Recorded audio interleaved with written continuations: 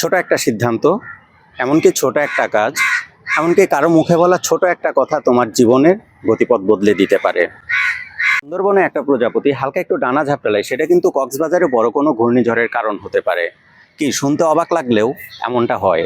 এটা হলো butterfly effect, যেটা অন্য কোথাও ছোট একটা ঘটনা ঘটবে, সেটা আপনার লাইফে বা অন্য কোনো কারো লাইফে অনেক বড় ইম্প্যাক্ট ফেলবে। আসুন বাটারফ্লাই ইফেক্টের একটা বাস্তব উদাহরণ আপনাদের সাথে শেয়ার করি।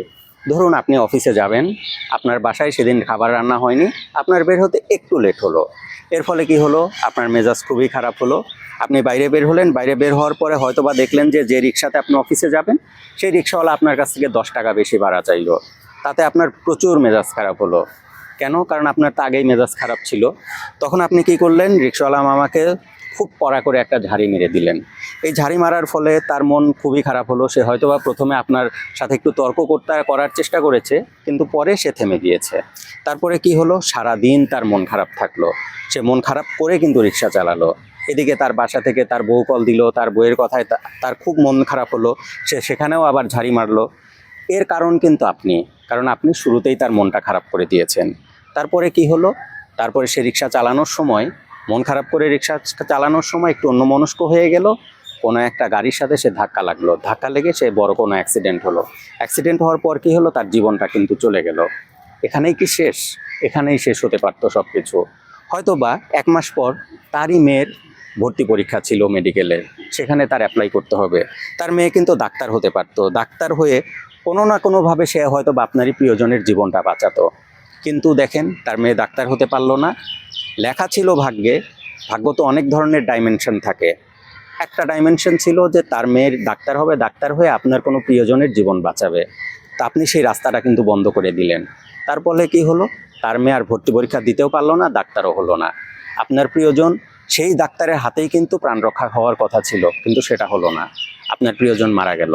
দেখুন, আপনার সকালবেলার ছোট একটু মন খারাপ, সেই মন খারাপের ফলে আপনার রিক্সাওয়ালাকে একটু ঝাড়ি মারা, সেটা কিন্তু দীর্ঘমেয়াদে কত বড় একটা ইম্প্যাক্ট ফেললো। এটাই হলো বাটারফ্লাই ইফেক্ট। আমরা আপাত দৃষ্টিকোণ থেকে এটাকে অবিশ্বাস্য মনে হতে পারে, কিন্তু আমাদের ভাগ্য কিন্তু এভাবেই লেখা হয়। আমাদের দৈনন্দিন জীবনের সব কিছু কোনো না কোনোভাবে অন্য কোনো ঘটনার সাথে জড়িত। আমরা কোনো না কোনো ঘটনা দিয়ে প্রভাবিত হই। আমরা বাটারফ্লাই ইফেক্ট বিশ্বাস করি না। আমরা বাটারফ্লাই, কারণ আমরা জানি না বাটারফ্লাই ইফেক্টটা কিভাবে কাজ করে। আমাদের জীবনের প্রত্যেকটা ঘটনা কিন্তু বাটারফ্লাই ইফেক্টের সাথে সম্পর্কিত। আমরা কোনো একটা ঘটনায় আমাদের মন খারাপ হয় অথবা আমরা ব্যর্থ হই, সেই ব্যর্থতার দায় কিন্তু আমরা অন্য কারো ঘাড়ের উপর চাপিয়ে দিই। আমাদের মন খারাপ থাকলে আমাদের অফিসে অধীনস্থ যারা আছে তাদের সাথে আমরা খারাপ ব্যবহার করি। আসলে আমাদের লাইফটা পরিচালিত হয় অন্য কোনো ঘটনা দিয়ে। এই কারণে আমাদের মাথাটা সবসময় শান্ত রাখা উচিত। আমাদের যদি কখনো মন খারাপ হয়, আমাদের উচিত আমাদের একটু সময় দেওয়া, আমাদের স্থির থাকা, যেন আমরা কোনো ভুল সিদ্ধান্ত না নিই। হয়তো আমাদের আজকের কোনো ভালো ব্যবহার ভবিষ্যতে দীর্ঘমেয়াদে আমাদেরই কোনো বড় উপকার করতে পারে। সেই জন্য নিজেকে শান্ত রাখুন। আর হ্যাঁ, আপনাদের সাথে কি এমন কোনো ঘটনা ঘটেছে যার ফলে ছোট একটা ঘটনা আপনাদের লাইফে বড় কোনো ইম্প্যাক্ট ফেলেছে? অবশ্যই কমেন্ট করে জানাবেন।